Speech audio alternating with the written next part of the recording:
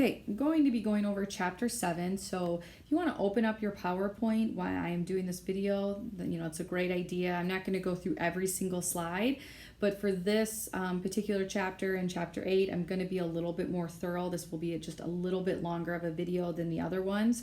So go ahead and get it open up. The first slide, really just talks about the definition of what gender ideology is.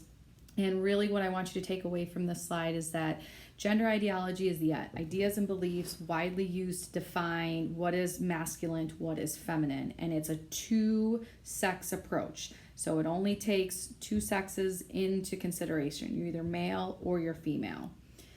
If you continue on, gender ideology in many societies is based on this very, system where it assumes that there's, heterosexual male, heterosexual female. So that's also our system when we just assume people are heterosexual.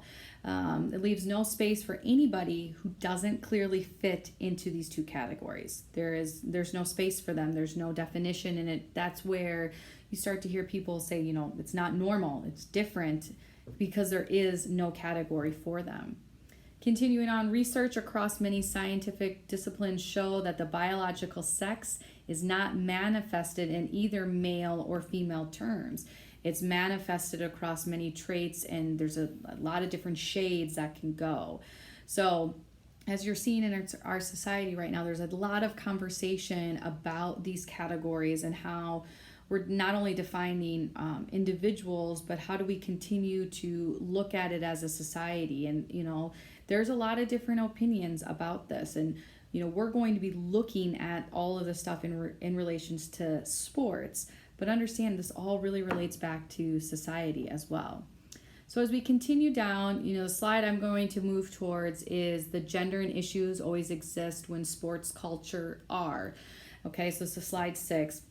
When they are male dominant, male identified, male centered. So gender issues arise in sports culture when they have these three things: male dominant, male identified, male centered. Facts about the gender ideology: it is defined in a way that gives men more access to power positions and marginalize anybody who isn't in a certain way. So gays, lesbians, bisexuals, they are out of the, as the slide says, the normative bounds. Leads women to have to kind of push these gender boundaries, while men are more adapting and kind of policing to make sure that women stay in place. That's what gender ideology is essentially doing. Gender ideology in sports, women really become, invaders. They're taking up the space, and females in certain sports may threaten traditional ideas about gender. There was a lot of myths back in the day. I always like to tell this, understand, like early on, in the 30s and 40s, 1930s and 40s, they would tell women that if you play sports or you're too active, you won't be able to have babies, you won't be able to get married.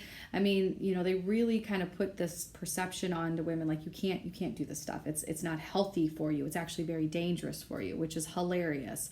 Encouragement and varies by sports. So, we're all about watching women play sports that are more based on grace and power. So we don't think anything of it if a woman is better at figure skating, or that we watch it, because it actually is exactly what this ideology is talking about.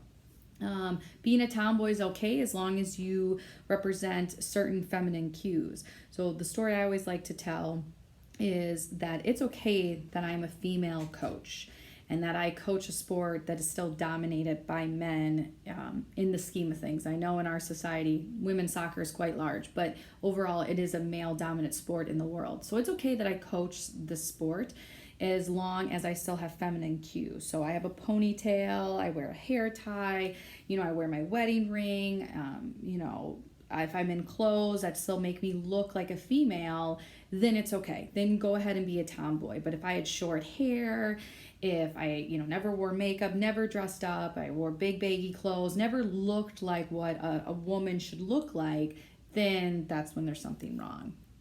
Continuing on with some of these slides, the one I want to get to now would be slide 11, and I want you to go through each slide, but I just want to pull out some things here. Changing gender ideology is critical, because here are the reasons why we need to change this kind of mindset.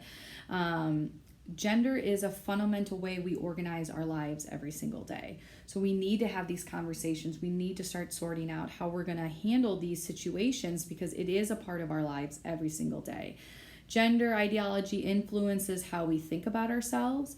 It influences how we form relationships with other people, present ourselves to others. So if I'm a female again, what kind of perceptions are out there, develop expectations for ourselves, like who are we as individuals and the standards we need to hold for ourselves, and then the organization and how we give out awards. So this is why this thing is, gender ideology is so critical.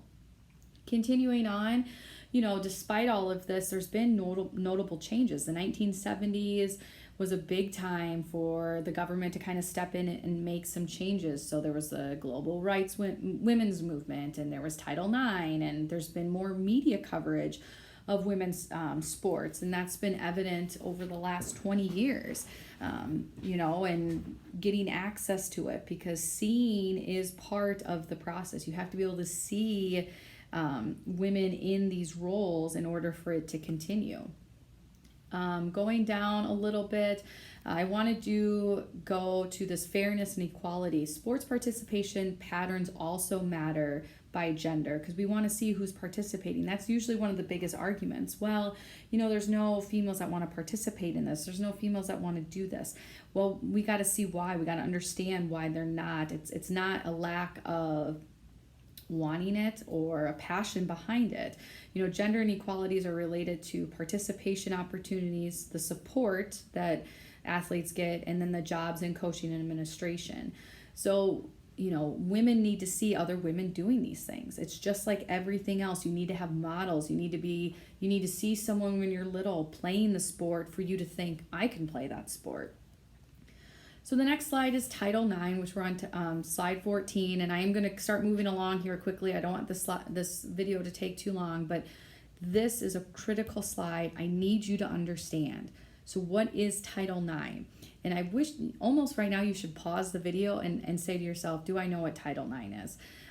Because if we were meeting in class in person, we would be discussing this. I would have kind of given you a pop quiz. Hey, tell me what you think Title IX is. So the definition of Title IX is right here, okay? Clear as day. Understand this is an education law. This was initially passed so that females could have the same rights to education as males. So this isn't a sport law, and there's so many more things that go into Title IX. As we, click to the next slide, the compliancy and how you stay compliant with it. And Title IX also covers sexual harassment and anything else in those in that kind of environment is also under Title IX. Everyone under Title IX should feel safe and have an equal opportunity to education. So it's not just a female law, this is based on sex. So that also is there for males. So in order to be in compliance with Title IX, one thing I did forget that we need to highlight. As you can see with the definition of Title IX, any educational program or activity receiving federal assistance must follow Title IX. So, question I have for you right now, I want you to think about Wartburg is a private institution. So, do we need to follow Title IX? The answer is yes, because we do receive federal money, even though we are a private institution. We receive federal loans, and our students do. So yes, we have to follow Title IX. But private sports, so like club sports and AAU that do not receive any government assistance of any types, they do not have to follow Title IX. So how do we stay in compliance with Title IX? There's 3 different ways, and you just have to be following one. Okay, so the first one is basically this test. The amount of women that are on teams, is it close to the enrollment, the percentage? So if you have 48% of women enrolled at Wartburg, the same amount roughly needs to be playing sports as well, 48%. The history of progress tests. So basically, judged by action and progress over 3 years. So you could also be in compliance is that if over the last 3 years you've really shown like, hey, we're doing X, Y, and Z. And then the last one, the program and teams meet the interests and abilities of the underrepresented sex. The first 2 tend to be the ones that most schools, kind of use as their compliance rule. here are some arguments about why Title IX shouldn't be around. So number one is like women's sports don't pay for themselves. One of the things that I always find very interesting, even at our level, is football pays for everything, and that is not the case. And the book's going to go into a lot of detail about this. And one thing I point out on the slide is that, like, yeah, women's sports may not pay for themselves, but neither do marching bands and cheerleaders and debate teams and choirs and student governments. So they get to continue to participate. Football pays for everyone in athletics. This is a huge myth. This is true at some of the most top echelon schools. And no, most of the time, the University of Iowa is not one of them. We're talking about schools like Alabama. We're going to talk about schools like Clemson, like the big dogs, the really big bowl teams that are making a lot of money. No one would argue that they don't make a lot of money. The University of Iowa makes a ton of money, but what they do find is that Division I schools have major losses. It's incredibly expensive to also pay for that football team and everything around it, between their equipment, paying the head coaches, the travel, all of that. So, most of the time they're actually losing money for these schools than they are making it.